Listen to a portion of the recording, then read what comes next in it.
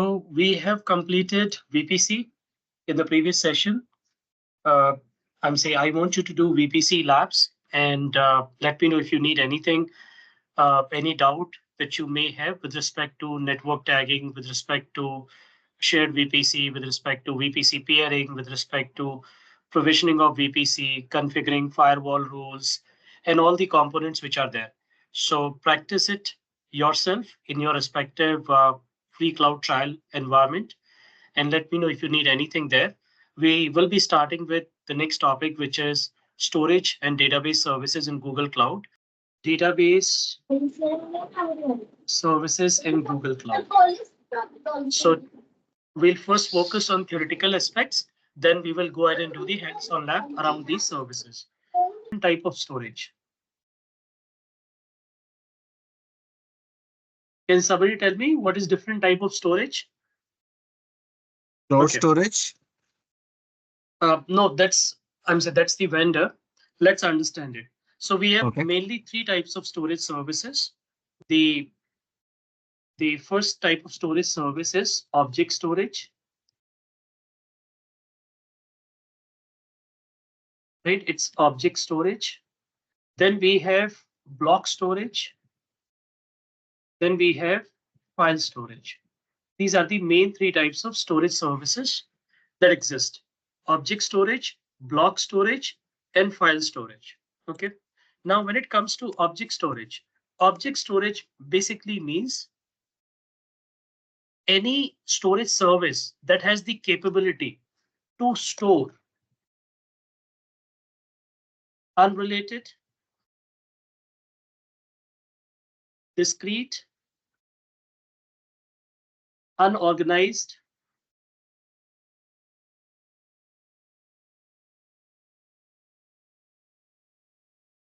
and data of any type. That's what cloud storage is.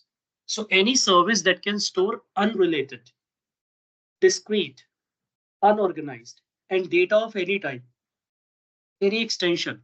For example,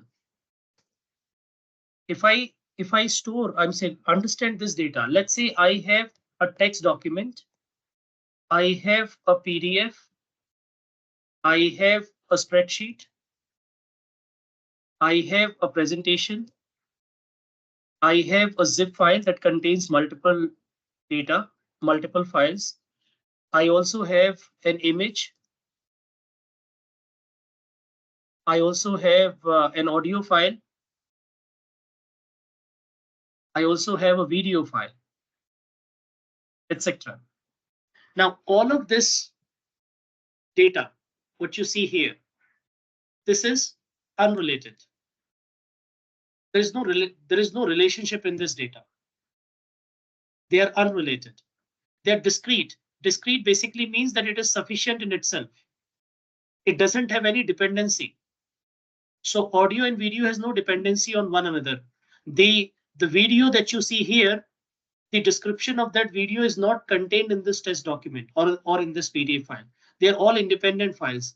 They are unorganized. There is no organization here. I'm just storing this data, and it could be of any type, any extension or type, you can say. Whenever you have this information, and if you find a service using which you can store this data, that is known as object storage service, because this data is known as object. Now the example could be Google Drive, OneDrive, Dropbox, and many more. These are the examples. Outside of cloud, I'm talking about. We're not talking about cloud right now. Outside of cloud, there are thousands of services which provides you object storage. And we have been using those services for a long time, irrespective of the fact that they are also cloud services, cloud storage services. For example, Google Drive, it's a cloud storage. OneDrive, it's a cloud storage from Microsoft. Dropbox is a third-party company. You have multiple storage services available. And what do we use these storage for? to store object data. In Google Drive, I can upload files of any type, any extension, whether they are related to me or whether they are not related to me. I can just store any type of data. That is what object storage is all about. And when it comes to cloud, in cloud, Azure has storage account, containers. AWS has S3 bucket,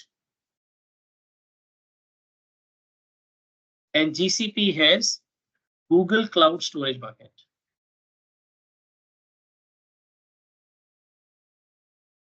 These are the services. So this is known as object storage. Any type of storage, and a storage type that can store any type of data which is discrete, unrelated, unorganized. That's what object storage is all about. Then comes block storage. Block storage is also known as disk storage, because this type of storage is exactly opposite to what object storage is. In this type of storage, we store related data. We store organized data. So for example, on my laptop, I have two drives, C drive and D drive. This C drive is operating system drive, and this operating system drive has multiple folders here, right? Now all of these folders, they have one relationship in common, which is they all cater to operating system, which is Windows 10 in this laptop, right? So that's the one relationship which is common here for these folders. When I go inside any folder, any of the folder, when I go inside, there is also one more relationship here, that all of these folders are the program files, are the programs which are installed in this operating system. So there is a relationship. They are also of different types, different extensions are there. I'm saying if you go to any folder, inside a folder, you will find files of different extensions. However, there is a relationship. That relationship is binding them all together. And if you lose one of these, it may have partial or complete damage to the operating system. However, from Google Drive, if you just delete some files, would it impact your entire Google Drive? No. Would it impact your entire data? No. Your other files will still be readable. But if I just go ahead and delete one of the C Windows System 32 folder, and if I just delete the critical file from here, which represents the registry information, my system, the moment I delete that file, my system will be unstable. My system will be corrupted. So there is a relationship. This is known as block storage. Block storage basically means to store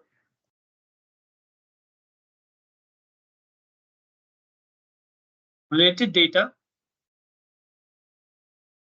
in an organized manner.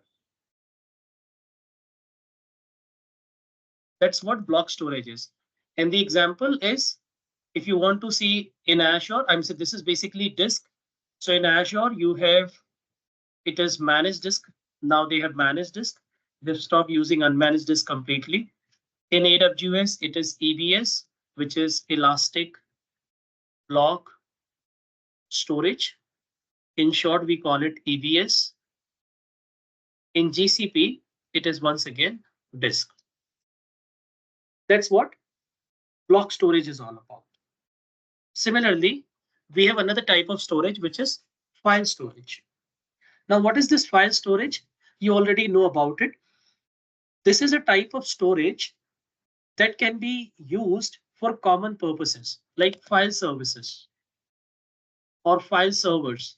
So in your organization, you could have a common storage which you can access using the start, run, backspace, and the FQDN name. This is, we typically access it like this: backspace, and name, storage name. Storage name, it could be FQDN, it could be IP address also. The storage, shared storage space name basically. That's how you access the file services or file storage. Now, the other benefit of this is that you can also map it as a network drive. You can map this storage. You cannot map this as a permanent storage, because if you want to map it as a permanent storage, then it has to be a block storage. Only block storage can be mapped permanently, and that is why this is also known as persistent storage. It is persistent, which basically means that if you have a virtual machine, if you attach a disk or volume to that virtual machine, the virtual machine will have a lease on it. It will always remain attached to that virtual machine unless that virtual machine is deleted, unless you delete that disk. And in order to delete that disk and volume, you will first need to detach it from the virtual machine. You will not be able to delete it as long as it remains attached, because it has a lease on it. It is like logged with that virtual machine. If you shut down the virtual machine for 20 days, after 20 days, when you turn it back on, you will get that disk and drive back on the virtual machine, because it's persistent storage. However, file storage is not persistent. It could be a temporary storage as well.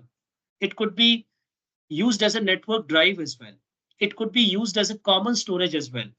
Any data that you need to share with everyone out there, you can put that into a file storage and provide your recipients FQDN URL or storage space name of that storage. They can access it. The file storage also supports NTFS permissions, which basically means that if you want to, if there are multiple data or multiple files and folders into the file storage, and you want to make sure that a specific folder or file is not accessible by everyone except a person, except an employee, you can also manage that part using NTFS permissions. In fact, your file storage has another feature, which is integration with existing directory service. You can integrate it with existing directory service, which is in case of Microsoft Azure, you can integrate it with Microsoft Windows Server Active Directory, or with Microsoft Entra ID, which is Azure Active Directory. So you can integrate it. Same is the case with AWS. You can integrate EFS with AWS IAM Identity Center, or with Windows Server Active Directory using AD connector service and directory services. Same is the case with Google Cloud also. So these are the three types of different storage services that exist.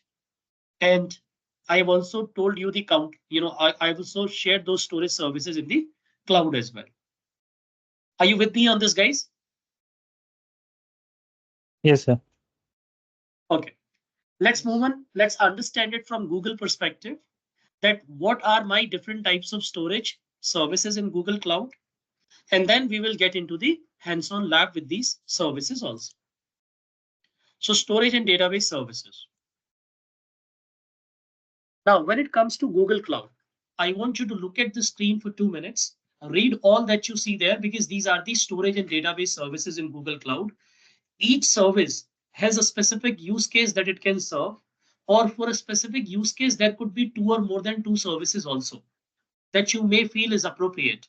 But then you need to think that what will be the most relevant, most appropriate, most cost effective service for a specific use case. So think of some use case and then read this information, because this is all that comes under storage in Google Cloud. Let's talk about it. So when it comes to storage and database services, now here you don't see block storage, which is disk storage. They have kept it outside of it because you basically attach it as a disk to your compute engine instances. So that's not here. And you already know the use case for it, that it is a persistent storage, and it is primarily used for hosting operating system files as well as your personal data and business data. Now, let's understand the storage services. So we have object storage, which is your Google Cloud storage. Now, this object storage is good for binary or object data. So when I say binary, it basically means unrelated, unorganized, discrete, and data of any extension, file of any extension. That's cloud storage. Why do we use it? To store images, media, servings, backup. That's what we use it. You can store any type of data in cloud storage. You can store a file which is as smaller as a couple of bytes or as larger as couple of terabytes. It does support it. It's unlimited storage, petabyte scale storage that it provides. That's cloud storage. The next type of storage that comes is Filestore, which is the one that I was just explaining. It's a file storage service, and you can use it as a network attached storage also. You can attach that file storage as a network drive on your machine or on your server. And you can integrate it with Active Directory. You can integrate it with additional services also. In what scenarios do we use it? Latency sensitive workloads. So if you don't want to store any data into the disk, because disk cannot be shared over a network, it's a persistent in nature, you can put that data into a file storage, into a file server, and that file server can be accessed over the network by multiple systems at the same time, and it will be good for latency sensitive workloads. So that's your object in file storage. Then comes relational and non-relational storage services. Relational or non-relational database services. So when it comes to relational databases, we have Cloud SQL. Cloud SQL is our relational database service. It contains multiple database engine, but it follows the relational database management model. Relational database are basically means that it uses a schema. It uses a set pattern and it contains related data. It is written in the form of tables. So you have a table, let's say customer table, which contains your customer ID, customer name, customer age, customer address, the products that the customer has purchased in the past. That's what Cloud SQL is. It is good for web frameworks, I'm saying for applications which uses relational data framework, for example, such as e-commerce or content management solutions. Then comes Cloud Spanner. Cloud Spanner is Google native. I'm saying Cloud SQL is not native. Cloud SQL contains database services, which is MySQL, Microsoft SQL, and others. Cloud Spanner is Google native database service. It is also a database. It is also a relational database management system or relational database service, but it provides you a greater scale. It is highly available. That's what Cloud Spanner is.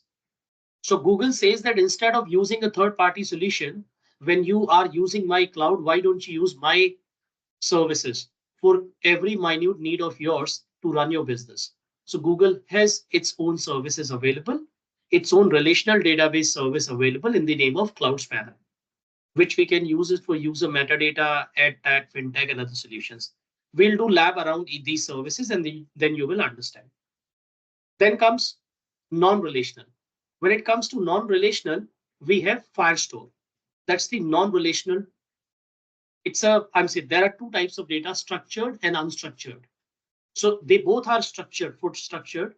So Filestore is non-relational database. Non-relational basically means that you don't store data in the form of some relationship. The data may not have a relationship. It is stored in the form of key value pair, and it is much more advanced in terms of latency. It can be quickly accessible. So the example is hierarchical mobile web applications. They uses Firestore. It provides user profile game state data. Then you have Cloud Bigtable. This is also another type of non-relational data service from Google Cloud. It's Google Cloud native service. And this is good for heavy read-write events. And the use cases could be ad tech, financial IoT. Then you have warehousing services, data warehousing, which basically means storing historical data and then putting some logic to gain some analysis from that data. That's known as warehousing, extract, transform, load. So for data warehousing, we have another type of database, which is BigQuery. Now, BigQuery is also Google native service, Google native data warehouse service. And this is a enterprise data warehouse service, and this is good for analytics. So we use it for analytics. These are the storage and database services. Now, in the subsequent slides, we will read about these services in detail. So let's talk about first cloud storage and Filestore. So we'll start with cloud storage. It says cloud storage is an object storage service. We can use this service to host static websites using object storage in all the three clouds, Azure, AWS, and GCP. You can host a static website. So if you want to write a blog, if you want to publish some data to end users, to everyone out there, and you don't want to invest into purchasing a domain name, hosting space, and then knowledge of SFTP, FTP solutions to upload your data to your hosting space and have it available to the rest of your users. If you want to do it quick, you can use object storage service in Google Cloud, which is Google Cloud Storage Bucket, to host a website. And we will do that in the lab. Storing data for archiving and disaster recovery. We can also use cloud storage for storing any data which is for archiving. Archiving means I cannot delete the data. I have to keep it. I have to retain it because I have certain legal or industry requirements, right? There are some regulations, industry regulations, some frameworks, or some compliances that needs me to retain my data for a longer duration. I will be using object storage. For example, banks are supposed to retain last 10 years of transaction of each customer. Last 10 years of transaction data for each customer, banks are supposed to retain. It's a mandate from RBI. And if they are not following it, they will get penalized for it. Their license may also get suspended. So it's a requirement. Now the question is, how bank will ensure storing last 10 years of customer transaction data? Because customers are not going to ask for their data every other day. No. You ask this question to yourself, when was the last time you actually downloaded your transaction statement, your account statement of the year 2016, 2015, 2018? Probably never. You never did that. Now, some people will say that we did not even have a bank account at that point in time. We were in our college or we were in schools. Point taken. But I'll ask you the same question. How many times your parents, your brother, sister, if they are elder to you, have downloaded it? Or I'll ask this question to you, if you really had a bank account, when was the last time you downloaded your account statement? And what was the duration of it? You would realize that you were never downloading it beyond 1 year or 2 years. At the max, I want to see my last 1 year of transaction. Why? Because sometimes when I apply for loan, they ask for it. Sometimes when I do any government work, they ask for it. Or I myself need to have a look at it because sometimes I'm also doing the work. Give me a moment. So I need to store that information basically. And that is what I use object storage for. So I can store petabytes of data, large amount of data into cloud storage bucket, which is an object storage. And I can also access it as and when I need it. And I can also store it for disaster recovery. For example, backup. Anything that I want to back up for a long term, I can use cloud storage. Cloud storage is cheaper also. Distributing large data objects to user via direct download. You can, I'm saying, for example, uh, these session recordings are getting stored into a cloud storage. It's an object storage. These session recordings would probably be for the same training, but each recording has a separate topic, separate concept, separate knowledge that I'm sharing.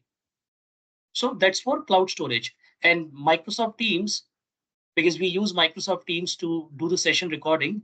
Microsoft Teams uses SharePoint in the backend, and SharePoint uses Azure storage account or storage account container in the backend. So in the backend, it is an object storage at the end of the day. This is not getting stored into a disk. It's an object storage. What are my key features? It's scalable to exabytes. Exabytes is after petabytes. You probably have not seen petabytes of data yet. You can say that you've seen terabytes of data, which is okay, but terabytes is also too heavy, too much of data. But after terabyte, you have petabyte and then exabyte. So it basically means, in other words, that it's unlimited storage that you are getting. Time to first byte in milliseconds, which basically means when it comes to the latency, it's very quick. You can quickly access it. Very high availability across all storage classes. It has high availability. Other services, for example, Firestore, BigQuery, Cloud Bigtable, Cloud Spanner.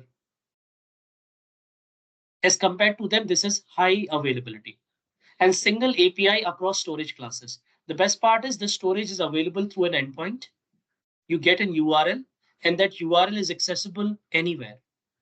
So you can access that URL through API calls also. Next, when it comes to the cloud storage, now that I've told you that we can store any amount of data.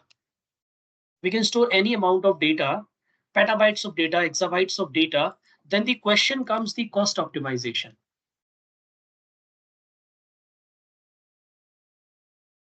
Let's look at a use case. Let's say I have 100 TB of data that I want to retain for a longer duration. I would say, let's say less than 10 years. That's what my scenario is. My business scenario is I'm one of the leading financial institution, bank, and I need to retain 100 terabytes of data for more than 10 years because I have to follow the guidelines of RBI. Now this 100 terabytes of data, when I store it, I have two options. I can store that physically, physical storage. Physical storage basically means tape drives, disk, RAID, physical storage. That's one option. Or the second option is cloud storage. This is the other option. If I store it here, I will need to procure 100 terabytes of storage hardware and I will need to manage it. And the other challenge that I will face is end of life. In next 5 to 7 years, it will be end of life. Then I will need to purchase it once again. So it's a long hassle. If I go with cloud storage and store 100 terabytes of data here, then I will pay approximately, I would say, more than 100 US dollar per month. That's the another challenge. So what is my optimization options? First of all, I'll not go with the first option because first option is not relevant. I'm saying it requires a lot of administrative overhead. However, the second option is good to go. Cloud storage, I can go. But with the second option, I also know that I'm not accessing this data all the time, frequently. I will only access this data when one of my customer actually, visits in person to one of the bank branches and say, I want my transaction statement of the year 2015 for some personal needs. Bank cannot deny. Bank will say, okay, you please have a seat. We'll get it. Since it's a historical data, it will take another 30 minutes, 1 hour. We'll get it for you. Or you please come back tomorrow. We'll have it ready for you. It's not readily available. Same is the case with internet banking. If you log into your bank website, log into your account, and if you look for historical statement, you will not be able to download it beyond 3 years or 5 years at the max. Post that, you will need to visit the bank branch. You will need to do an in-person visit so that you can request for it. And even if you can request it online, then it is not readily available to you. They will say that we will let you know when it is ready. Please come back to this page after some time. You can try it today itself after this session. You will get the same message. We are preparing it. We are getting it. Please come back to this page after some time. And then probably a couple of minutes later, when you get back to the same page, you will find an option to download it. So why it took 5 minutes, 10 minutes, 20 minutes, an hour? Because that data was not readily available. It was stored in a low cost, cheaper storage class, which is not directly accessible. It had to be copied from that class to a class where you can access it directly. So that is how you will be able to get a cost-effective storage solution. So what Google Cloud does, or all cloud service provider do, they basically have divided their object storage into multiple varieties based on the criterias. Criterias related to how frequently you access it, what is the criticality of the data. Based on that, you will get redundancy, whether that data needs to be retained, disaster recovery, all that. So when it comes to Google Cloud, you have these storage classes. If you want to compare it with AWS, it's like standard, near line is infrequent, cold line is, you can say, one zone redundant, or you can say glacier, flexible retrieval, and then archive is deep glacier. That's what is. If you compare it with Azure, it's like standard is hot, near line and cold line is cold, and archive is archive. So Google has four classes, four storage classes. The first class is standard. Standard means any data that you will access more frequently, or you can't predict the access frequency of it. You don't know whether you will access it all the day today and then not even once tomorrow. When you can't predict the access frequency, you will put that data into standard storage class. The minimum storage duration is none. Retrieval cost is none. Availability is maximum, which is 99.95% for multi and dual region storage class, and 99.90 is for a single region. That's what the availability is. Durability is common, which is 11.9. Yeah, 11 nines. Then comes nearline. Nearline basically means any data that you access infrequently. And if you put it to logic, then it says 30 days. Any data that you access once in 30 days, you access once in 30 days, it is nearline storage. So for example, you can say payslips, attendance sheets, time sheets. You can relate to this because you probably have seen it, or you work with these terminologies. So you fill timesheets, you get payslips at the beginning of the month for the previous month. You also have attendance sheets. Now, all of this data is used by an application, finance application. So they need your attendance data to prepare your payslips, because you will be paid according to the number of days you worked in office, or you were there in the system, you were working. So that type of data is accessed once in a month. If that is the case, we can put that data into infrequent access, like backup, long tail, multi-content, data archiving, 30 days. Retrieval cost. Now, obviously, since this is accessed once in 30 days, the cost of storage will be lesser as compared to standard. That is why when you want to read that data, retrieve that data because you want to read it, you want to copy it, you want to download it, you will pay the retrieval cost, which is $1 for 100 GB of data. For 100 GB of data retrieved, you will pay $1 plus the storage cost of that data. Then comes cold line. Cold line is 90 days, which basically means any data that you access once in 90 days. You can put that into code line. The storage cost will be $2 per 100 GB of data that you access. And any data that you want to store for historical purposes, audit perspective, or the same example that I've taken, which is banking data, last 10 years of transaction, you can put that into archive storage. This is primarily used for archiving, backup, and disaster recovery. Whenever you need to access that data, you will need to raise a retrieval request, and you will pay $5 per 100 GB of data retrieved. Plus, it will also take some time to have that data available to you. It is not that it will be available to you the very next moment. It will take time.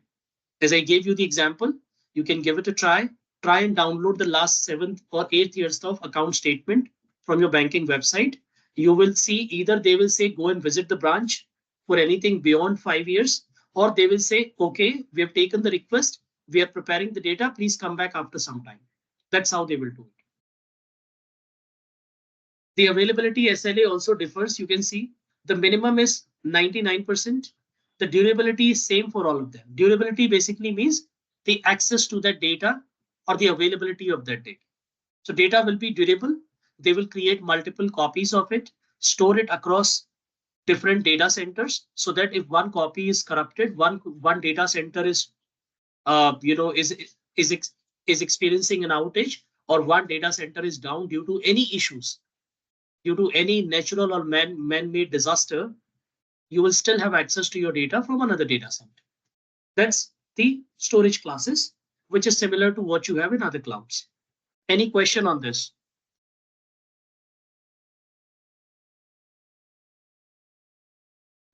Raghuveer, I have a question here. Hello, am I audible? Ramu, do you have any question? Yeah. Okay, So let's when move we on. are talking about the cost, Talk about the storage, right? So Hmm, the nearline costs about like a 0.01 per GB and the cold hmm, line 0.02 per GB.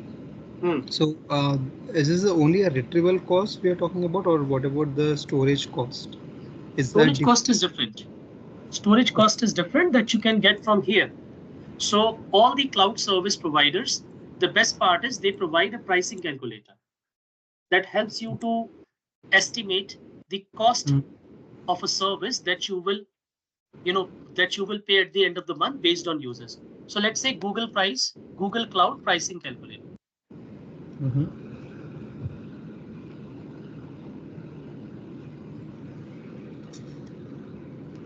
So here's Google Cloud pricing calculator. We can click on add to estimate. And here we can select the service for which we want to see the price. So it Cloud shows you storage. common services. We can say cloud storage.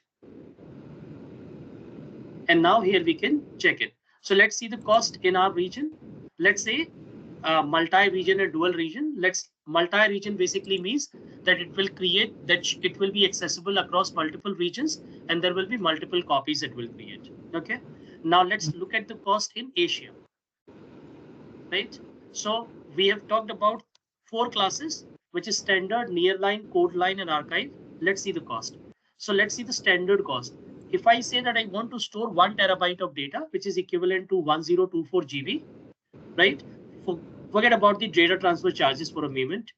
And let's look at so this is multi-region. Let's say, so this is multi-region. You can see source region and destination region. So I'll say both my source and destination is in Asia, right? Now look at the cost. The cost of one terabyte of storage is basically $100, $101. Okay, this is the estimated cost for 1 TB. Now we will see the cost of the same storage in nearline. If I put the same storage in nearline, it is $90. From $101 to $90. Similarly, if I go to another storage class, which is cold line, the cost will be $84. Okay. So Right? the And storage if is I go coming. to archive, you will see the cost will be drastically reduced from $101. It is $79 Okay. for 1 TB. The storage the storage size remains the same. Basis on the storage class, your cost will go higher or come down. So you need to plan accordingly. You will plan, you will look at your data and say, okay, this is the data that I need to access more frequently. Let's put it into store standard. This is the data that I access once in 30 days. Let's put it into nearline. This is something that I access once in a quarter. Let's put it into cold line. This is something that I may or may not access once in a year. Let's put it into archive. And that way you can save cost. Okay, okay. So and one more thing, Raghuveer. So when we talk about this cloud storage, so this is something similar to the S3 storage in AWS and blob storage in Azure, right? So is it also this storage can be also integrated with the applications like which got developed on the .NET Java? So can this storage can be integrated with those kind of applications for storing the log? Absolutely. It supports API integration. You Mhm. just need to have an appropriate role created. So depending on the, see, API is common in all the three clouds. You can use any third-party application that has the capability to make API calls to the storage, and then you can use it. For example, Visual Studio.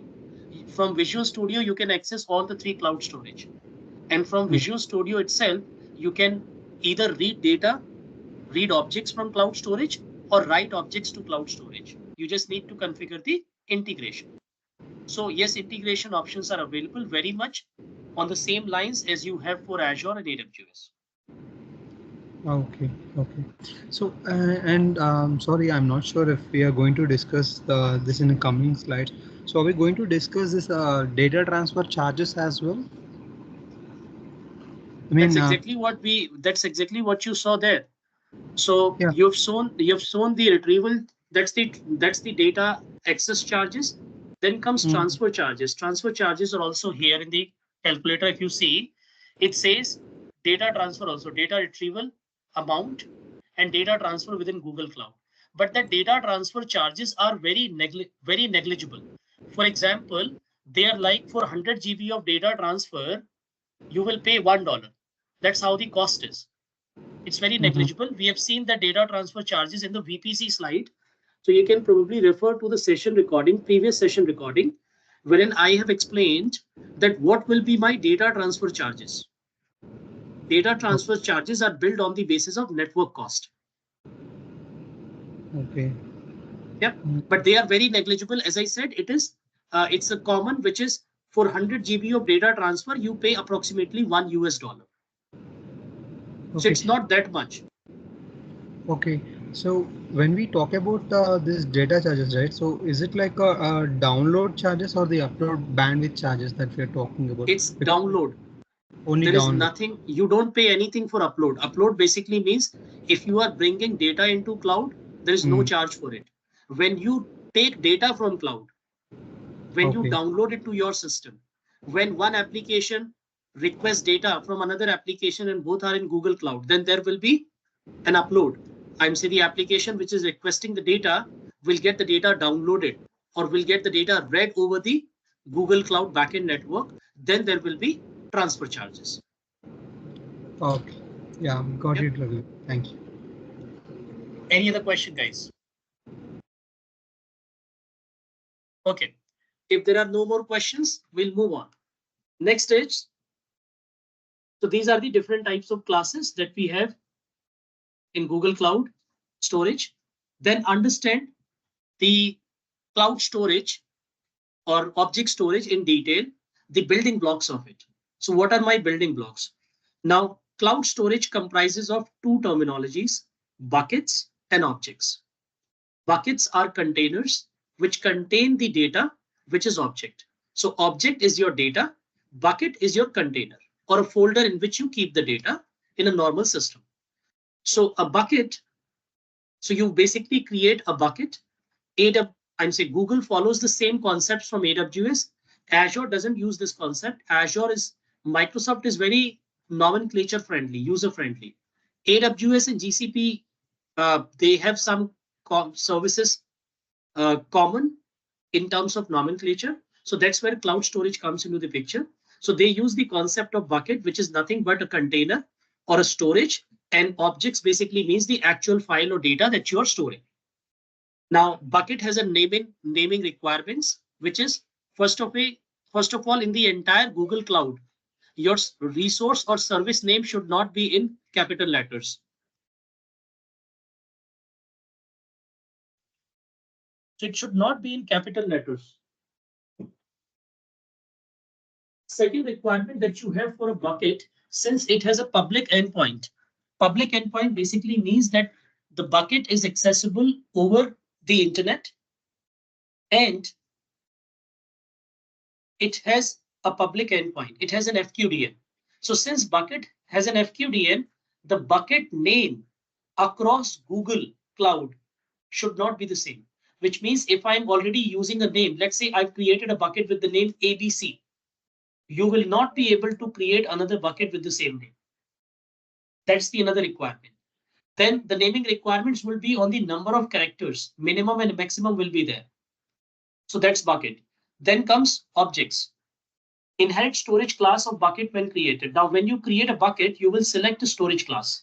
So when you upload object, they will get into the same storage class. So if I select a bucket, let's say that I need a standard bucket, then by default, all the objects that I will upload will be stored into a standard storage class, and I will pay the cost accordingly. No minimum size, unlimited storage. So when I create a bucket in Google Drive, it is not that I will need a minimum of 100 GB of bucket, 10 GB of bucket, 5 GB of bucket, or 1 GB of bucket, and accordingly, Google will charge me a minimum storage cost. No, I can start with 10 KBs, 100 KBs, 1 MB, 2 MB, 10 MB, and there is no limit on this number of the, the scalability. There is no limit. It's unlimited storage. It's hexabyte scale storage. You keep on adding more and more objects to it, more and more data to your storage bucket. It will never ever say that I'm running out of space. It's unlimited. It's not like a disk which has a specific limit beyond which you cannot store data into it. Then how do you access your cloud storage? You can access it from the console. You can access it from gcloud storage command. You have gcloud. Gcloud is the CLI of Google Cloud. It also has commands for managing a couple of services, which includes provisioning, changing configuration, end-to-end lifecycle. And you can also use RESTful JSON API or XML API to communicate with cloud storage bucket. Next, changing default storage class. Now the question is that if standard storage class is costing me more and nearline, code line, and archive is costing me less, do I have an option to move my objects from one storage class to another to save cost of storage?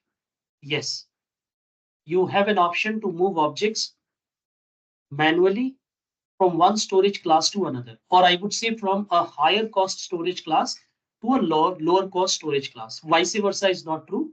It's from higher to lower. Is it manual or automated? Both. It is manual. You can manually move the objects from one storage class to another. And you can also configure lifecycle rules to provide a logic to Google Cloud. Based on that logic, it will move objects from one storage class to another storage class. So that is also possible. So it says default class is applied to new objects. Regional bucket can never be changed to multi-region. Another thing, you have a concept of regional and multi-region. Regional basically means if you create a bucket in Asia Pacific South, let's say in Mumbai, then your data is only stored in Mumbai across multiple zones in Mumbai. But if you take a multi-region or dual region storage, then your data will be stored across multiple regions.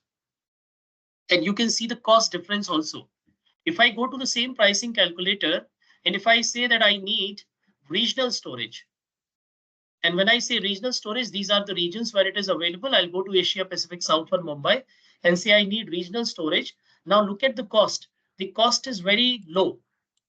The standard storage was costing me $101 for dual or multi-region. But the regional storage, wherein the data will be stored in one region, is only costing me $26. It's a regional storage. I'll remove that 100 GB also for a moment. Just look at the storage cost for a moment. So it's like $19 to store 1 TB of data in Mumbai. $19 to store 1 TB of data. Let's see what it is in AWS. AWS pricing calculator. And let's see what it is in Azure also. This is how you can pick and choose services from cloud. Wheresoever you get cheaper services, go for it. Who says that you only need Google Cloud? Let's look at the cost.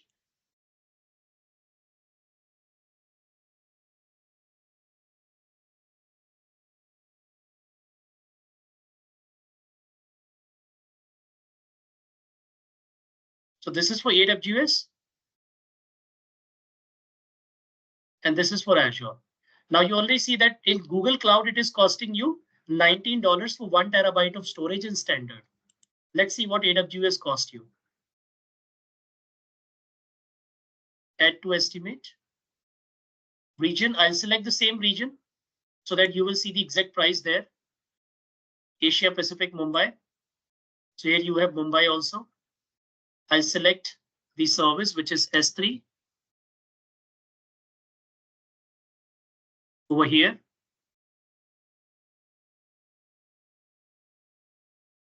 And I'll select S3 standard, which is similar to this. In an S3 standard, I'll only put the amount of data that I want to store, which is 1 TB, 1024 GB per month. Let's look at the cost. $25 with default options. All options are default. It cost me $25 in AWS. It cost me $19 in GCP. And let's see what Azure charges you. Storage account. It is added to the estimate. Then I'll select India. West India is Mumbai.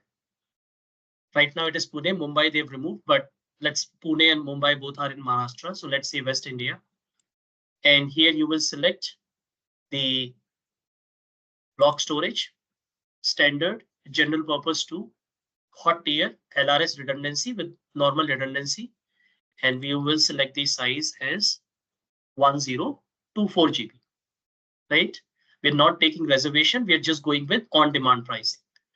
And they're also adding some data transfer operations. I'll just say 0 for a moment. Everything I'll say 0. No data transfer. Just understand the cost. Retrieval, I'm also putting it 0. Okay, here's the cost. So $20.48 in Azure, $25 in AWS, $19 in Google. You can see it yourself, where exactly you are getting value for money and why Google is now gaining momentum. Google is already at third place when it comes to Gartner's Magic Quadrant for IaaS and PaaS services.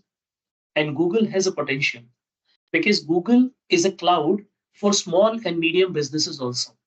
AWS is for enterprises, is for large enterprises.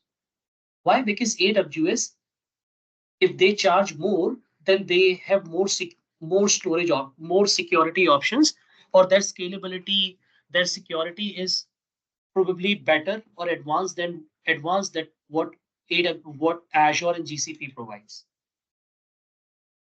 So here's the option. Now, depending on your use case, you can pick and choose. So that is where I always recommend my customers to go with multi-cloud so that you can pick and choose the best service at a cheaper rate from these clouds. And APIs are very much available. You can access your GCP storage from Azure and AWS easily because they all have public endpoints. You just need to configure that public endpoint. If you don't want to do transaction over the public internet because you fear security risk, then they all support private endpoint, which means your storage will be configured in your VPC and your GCP VPC will be paired with AWS and Azure VPC over a VPN. And that way you can access it. So instead of paying $25, you can end up paying $19. It's your choice. It's a trade-off between cost and performance, cost and security and whatnot. But at least you get to see that how services are being offered by these cloud service providers and what is the cost differential in those services for the same options. Are you with me on this? Great. Let's move on. So we say that default class is applied to new objects. Regional buckets can never be changed to multi-region. Now, when you create a bucket, you don't have this option in Azure and in AWS. When you create a bucket, it doesn't ask you for multi-region or single region bucket. Bucket is always regional, and there's a region for it also, which is data residency and localization. Wherever you do business in whichever country or geography, you have to follow the rules and regulations of the local government there. And all the governments across the world, they have one common rule, which is don't take any data from here.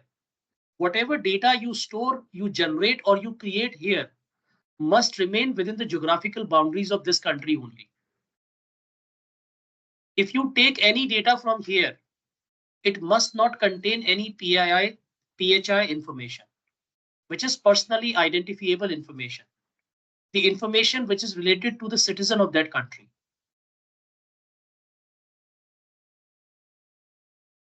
And if you do that, you will violate the laws like PDP law in India, Personal Digital Protection Act, GDPR, Journal Data Regulation, European Act, California Data Protection Act. So there are different standards and compliances which are available, which prohibit a business from creating multiple copies of data and storing it across geographical boundaries. That is why they don't provide. But Google provides you this option, so you need to exercise it carefully. Do not store any PII data in a bucket which is multi-region, which has one region in Europe and the other region in US or Asia Pacific. Because if that bucket contains any PII data of European or of a citizen of European Union, you're directly violating the GDPR. And if that happens, and if the regulatory authority comes to know about it, they will suspend your business license then and there. And there will be very excessive or huge sanction or penalty that they will put you. I'm saying you will have no option but to close your business. Fold your hands, say sorry, and close your business and get ready for punishment. That's stringent GDPR is all about. So multi-region buckets you can also create, but once you decide that you want a regional or multi-regional, you will not be able to change it. So regional cannot be changed to multi-region and vice versa. Multi cannot be changed to regional. So you have to be very careful. You cannot change your decision later on. Objects can be moved from one bucket to another, which is very much possible, which is known as storage replication, which is available in all the three clouds. And object lifecycle management can manage the classes of object. This is an automation that you can configure for your objects to move from a higher storage class to lower storage class based on certain logic or based on certain duration. Next, access control, very important thing. Now, since you're storing data, data is critical to any business today.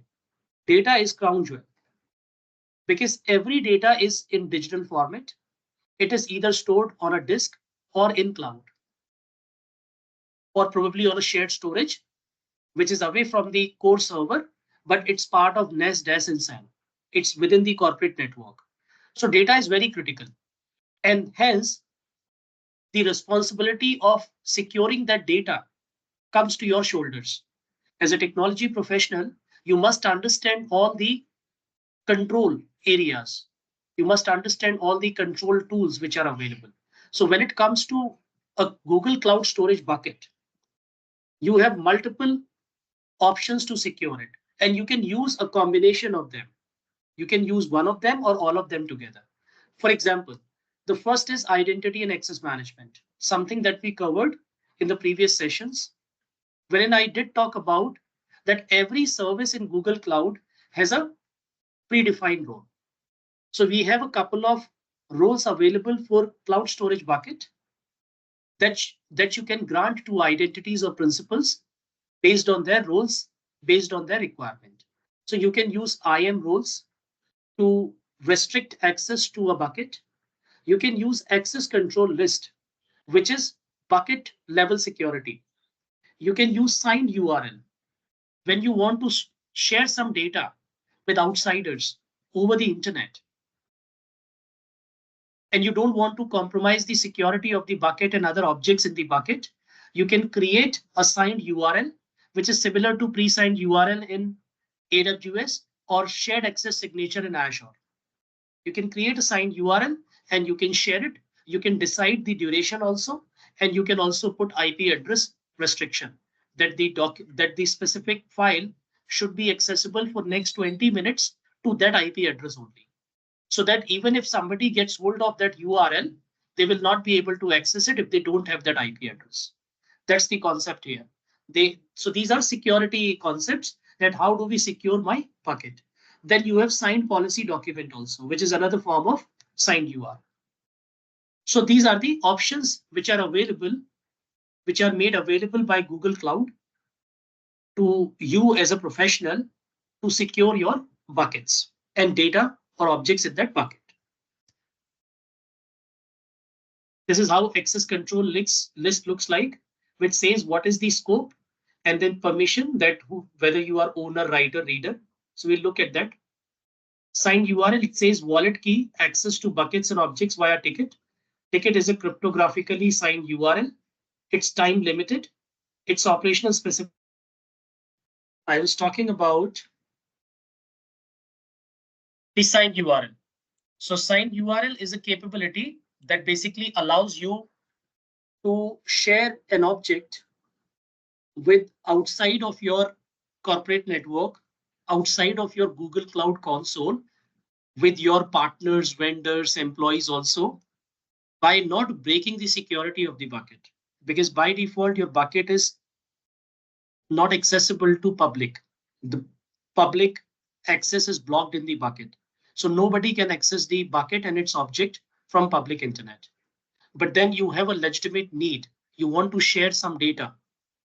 In that case, you will need to break open the bucket, break the security of the bucket by allowing the public access that will compromise the security of other objects in the bucket. So if it is a legitimate need of sharing some data with people out there, you can use signed URL. And signed URL will be time limited. It will have, because by default your bucket and all the objects are encrypted by Google Cloud using its managed keys or using your keys, Cloud KMS. So the signed URL will also contain the encryption, the decryption key using which the data will be decrypted so that end users can access it. So that's what signed URL is. This is how you can provide a signed URL. So we'll do that in the lab and then you will see it. Next, cloud storage features.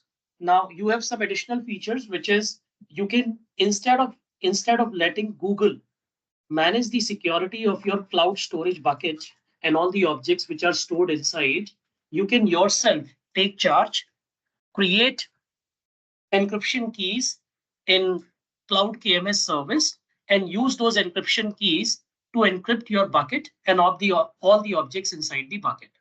So that's the another option. You can use your own keys instead of Google managed keys. The other benefit that you get is object lifecycle management, which is you can automatically move data from one storage class to another. Object versioning, which basically means you can keep multiple versions of the same object. For example, in your laptop, you cannot have two files with the same name in a folder. It will not allow you to do that. It will rename those files.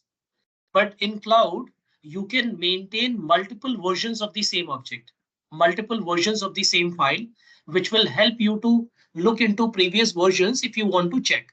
So it will not overwrite the previous version or previous file with the new file. it would rather create multiple versions of it. However, you will need to enable this service. While creating the bucket, you will need to enable this capability. It is not available by default. Directory synchronization, which means you can synchronize your VM directory with a bucket also.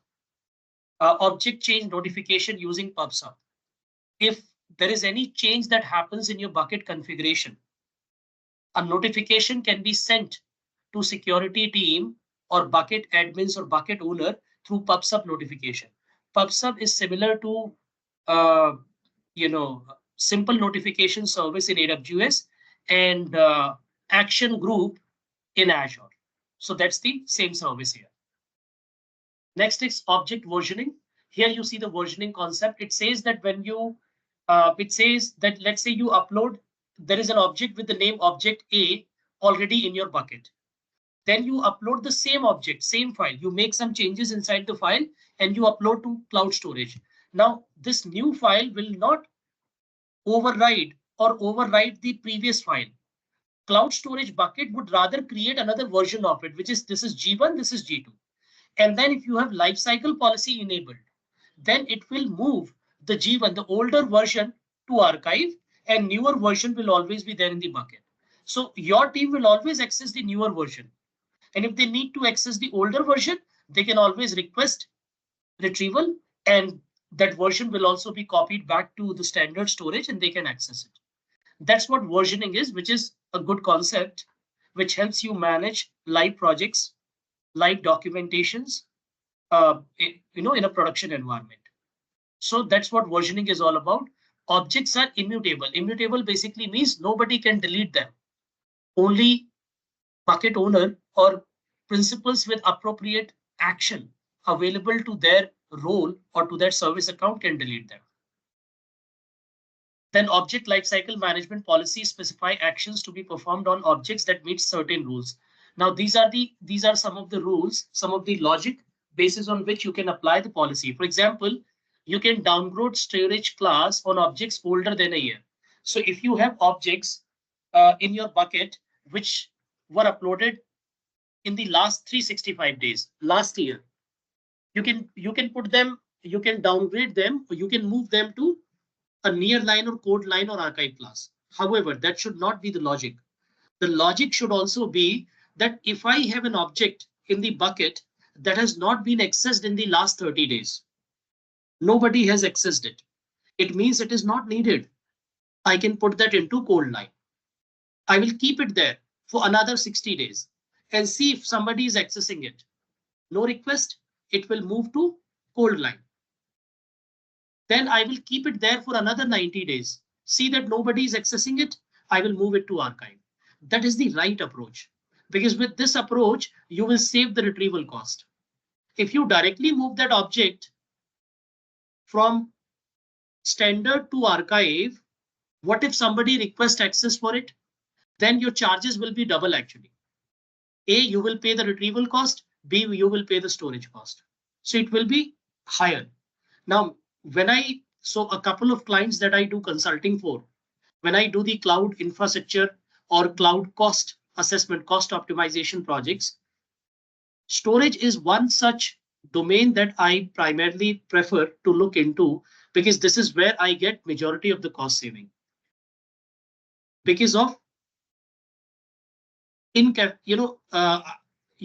can say because of absence of lifecycle rules at all, or misconfigured lifecycle rules. These are the two reasons for cost, excessive cost. And if you configure them properly, you can save cost. It says delete objects created before a specific date, which is okay. Keep only 3 most recent versions of an object, which is also okay. Why would you keep multiple versions? At any point in time, you will need n-1, n-2, n-3. That's it. Object inspection occurs asynchronous batches. Changes can take 24 hours to apply. So if you create a lifecycle policy today, it will take 24 hours to execute. And then any changes to the policy will also take 24 hours to apply. That's the lifecycle policy. PubSub notification, which is another thing. You can use cloud functions or PubSub notifications to notify users or applications of any changes in the configuration that happens to a bucket. data import service. Now, this is for your bucket. Now, the question is, how will you bring data into cloud? If you have 100 GB of data, or let's say you have 100, 200, 1, 2 GB, 5 GBs of data, you can also upload it. That's absolutely right. You can upload the data using your current network strength. You can upload it. What if you have 1000 GB of data? Would you still upload it? If you upload it, you're uploading the data over the internet. There is a huge risk of hacker or data interception. B, when you upload the data, your entire bandwidth will be choked. What about other users, other applications who needs bandwidth to operate? So there is a challenge. You cannot upload all the data. You cannot upload everything into the cloud over the internet. And that is where all the cloud service providers provides you a similar appliance. Azure calls it Databox, AWS calls it Snowball, GCP calls it Data Import Service. So what they basically do, they basically provide you a physical appliance. It's like a physical storage device which is kept into a secure container, a very secure container that is unbreakable, that is secure, that cannot be hacked into. That's what it is, which you see in the image. So they secure it into a container and then they ship it to your data center. You get it on your data center. They will share the instructions that how to upload data. You will copy all your data into this container, into the hard drives which are there. And then they will take it back and ship it to the data center, Google Cloud data center, where you want to put it. So you will provide source and destination, all the information while requesting for this service. And once it reaches there, they'll copy all the data to cloud storage bucket and then securely destroy the data from this device. They don't destroy the device. Device will be reused. It will be reused for another customer, but they will securely destroy the data. That's what this service is all about. And you can use this service for both the options. If you want to take bulk data out of Google Cloud, let's say you want to download some 100, 200 GB of data for a separate copy or a redundant copy or any business need, you can also use this service. So it is both for uploading, taking data into Google Cloud and taking data out of Google Cloud. That's what import service is all about. Are you with me on this?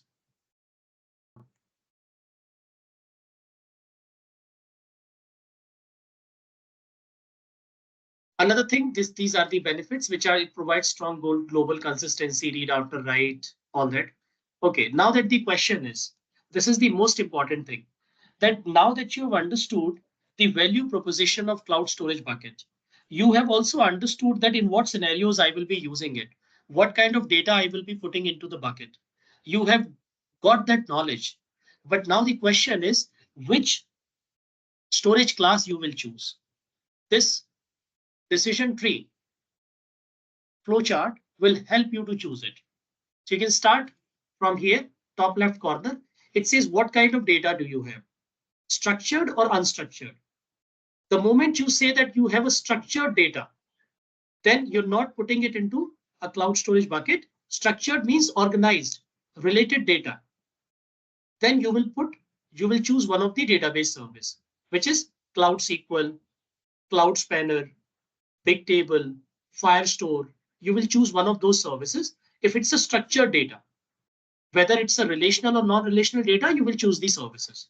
But if it is unstructured, discrete, unorganized, unrelated, then let's start with it. It says read less than one per year. It says you upload the data, but you're not reading that data. You're not accessing that data even less than one per year. I'm saying you hardly access it, probably once or not even once in a year. Directly go to archive storage. Next, if you're reading that data at least once in 90 days, every 90 days, go for cold line storage. If you're reading that data at least once every 30 days, go for nearline storage. And if you are not sure about the read frequency, it could be very frequent. And say in a day, you could have 1000 read or write request, or probably for next remainder days of the week, You don't have even a single request. I say the pattern is not predictable. In that case, you will always go with standard storage because that's the storage that you need to go with. So it says choose location and type by balancing latency, availability, and bandwidth cost for data consumers also. Now, this is the decision on the basis of classes, but you also need to take a decision based on availability, bandwidth cost, data transfer, and other features which are common everywhere. So that's how you will choose a storage class. So that's about storage bucket, cloud storage bucket, which is your object storage solution in Google Cloud. That's about it. Now, since we are not left with much time, we'll not get into the hands-on lab. We'll do hands-on lab on Monday about this service and the other service also that I can cover in next 10-15 minutes. So next is Filestore. Databases I will be covering once we are done with the hands-on lab for cloud storage bucket and Filestore. Then we will do the database service and do their hands-on lab. So when it comes to Filestore, as I said, it's a managed file storage service in Google Cloud. It's similar to Azure Files. It is similar to Elastic File System in AWS. Now, with this service, it says it's a fully managed network attached storage. Why do we call it network attached storage? Because I can have this storage configured as network drive on my compute engine. I can also use it in my Google Kubernetes engine instances also. That's the reason I call it NAS. It's predictable performance. The performance is predictable. When you create a file store, you can select the performance. It supports NFS version 3, which means you can use it with Linux instances. Network file system, network file share is the full form of NFS. It can scale up to hundreds of terabytes for high performance workloads. So there is no limit on the storage. It's not that you can only use 5 GB, 10 GB, or 20 GB of it, or 100 GB of it, or 1 terabyte of it. You can scale it up to 100 terabytes, which is the good thing. Next, Filestore has many use cases. Now, what are the use cases? Use cases I have already told you. If you want to create a common share for all the employees, or if you want to create a common share for applications, that applications can access that share and read or write data to it, or employees can access the share, like any policies. If HR wants to share policies with employees and the size of that policy document is 200 MB, obviously it cannot be transmitted to email. What if you have 10,000 employees in the company, 100,000 employees? You cannot transmit it over email. So what HR will do? HR will copy all that data, upload that data into a file store, and file store is attached as a network storage, network drive to all the employees' laptop. So employees' laptop can then HR will just write a simple email that we have just updated our HR policies, leave policies, pay policy, and whatnot. Please refer to this URL. HR will share the URL. Now you can access it using backspace using its UNC, Uniform Naming Convention, or you can directly navigate to the attached file storage network drive. There you will navigate to the HR folder where you will find another folder containing updated policies. That's the use case for Filestore. So as I always say, don't just understand the service. You're not here to learn the Google Cloud services. You are here to understand the actual implementation of it. That in what use cases, what are my use cases? In what scenarios I can make use of this service? That's what you need to understand and practice. So in what scenarios I can use Firestore? I can use it for application migration, any data that I want to migrate, media rendering, electronic design automation, data and analytics, genomics processing, web content management. I'm saying you can store data here. That's it. And these are the use cases. So that's about Firestore basically. So Firestore doesn't have much. I'm saying it's a plain file storage service that you need to be aware of. So then you have a lab. Lab we will not do today. Lab will take time. And Cloud SQL is something that we will start with. Database services we will start with once we are done with cloud storage bucket and Filestore. Then we'll talk about Cloud SQL. We'll talk about Cloud Spanner. We'll talk about Cloud Bigtable. We'll talk about Firestore. We'll talk about BigQuery also. So that's how the agenda will go. So that's the plan. So that is all for today, guys. I will not strategize further. I'm saying I will not start with Cloud SQL, and I'm hopeful that the lab issue will be sorted out. Dileshwar, any progress? If you are there, no, Dileshwar is not here. Do I have any participant who was facing issue? No, I think all of you in this session, you have your labs working. That's okay, guys. We'll figure out. Pawan and I will figure out, within this week, and on Monday you will get access to it. So please make sure to join the session on Monday. We will start the session with provisioning a cloud storage bucket, uploading some data into it, then looking at various features and options which are available, playing with those features and options by reconfiguring them. We'll do a couple of use cases wherein we'll see how data is accessible, how you can break open the bucket, how you can compromise the security of it. So we'll do a lot of use cases that will give you uh, a comprehensive idea of cloud storage bucket service, as well as all the features, capabilities, security best practices, and use cases about it. And if we are left with some time, which I don't think so, because our session is only for 2 hours, if we are still left with some time, we will directly jump into the lab for file store service, and then we'll do the file store lab. So that's the agenda. We were discussing about this location type, right, in the object storage session. Uh-huh. I mean, on slide. So when we talk about this location type, so are we also talking about the redundancy part? Because when I compare it with a similar service we have in Azure, we have this blob storage.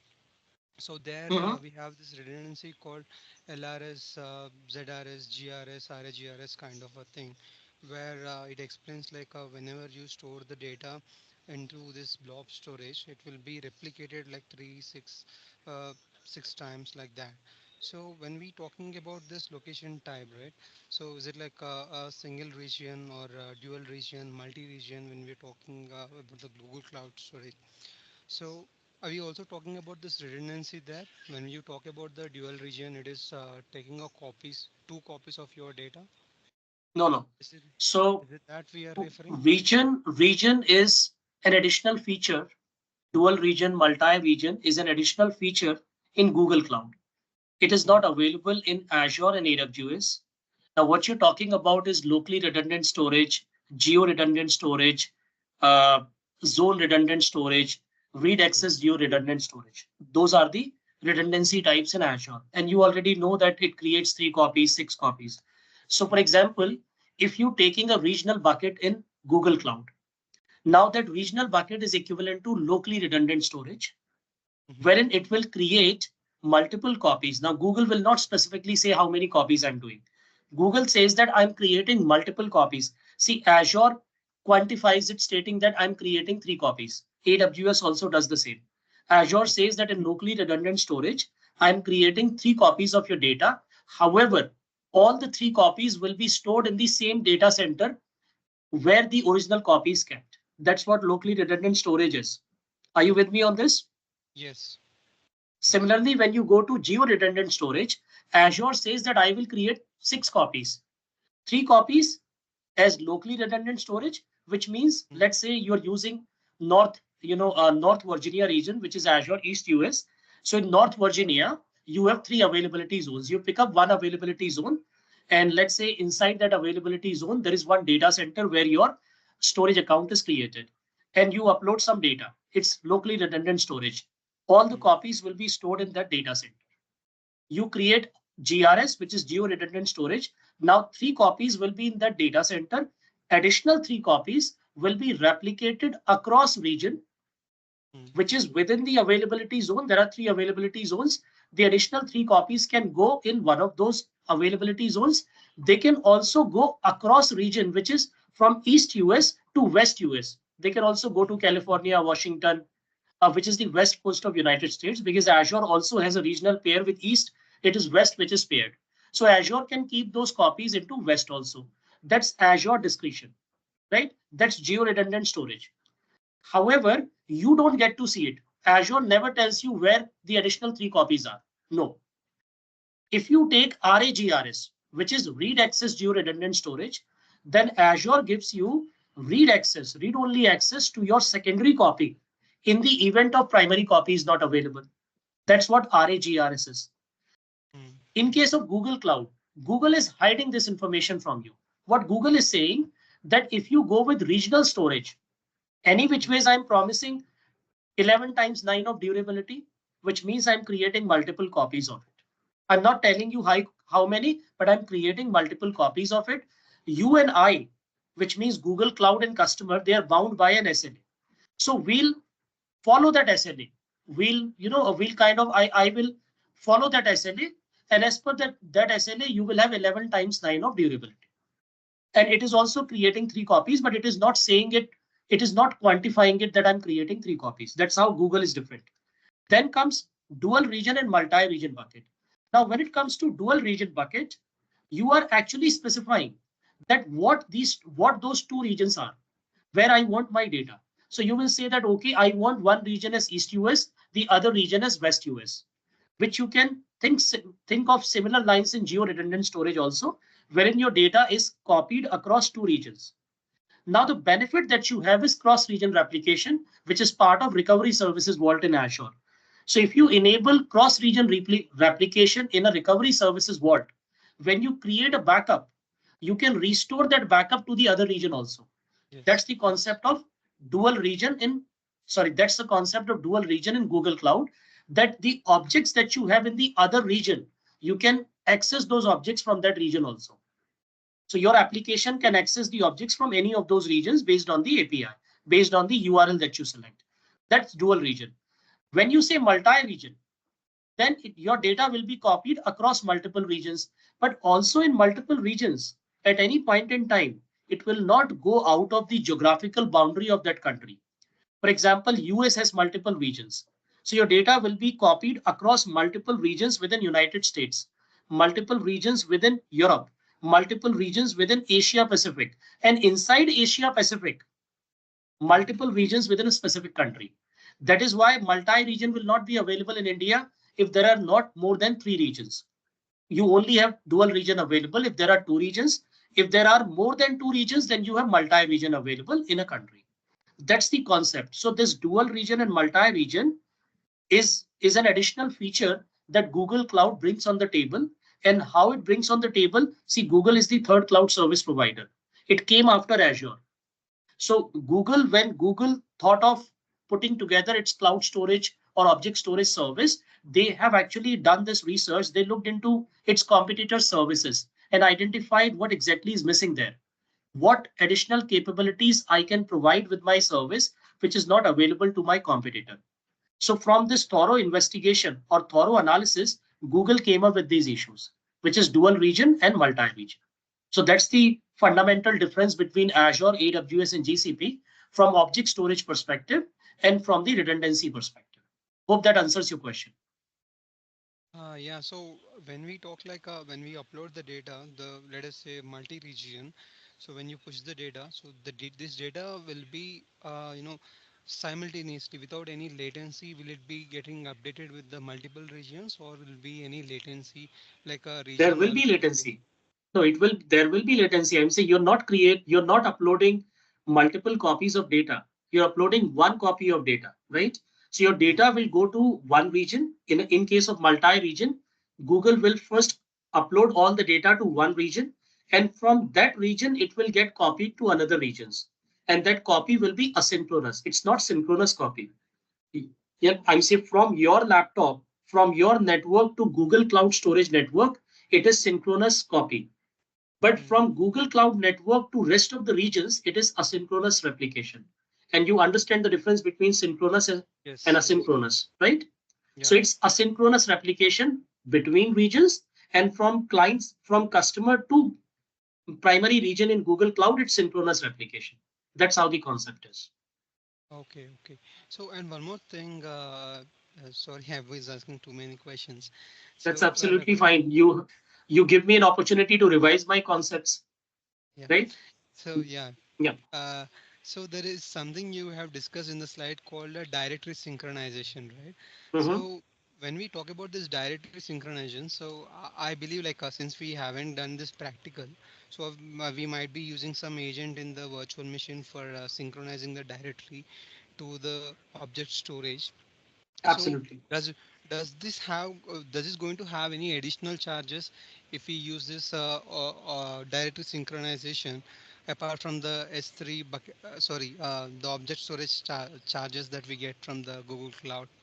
Do we No, have any there will additional? not be any charge. The charge will be for the storage account, but for the bucket as well as for that compute engine also.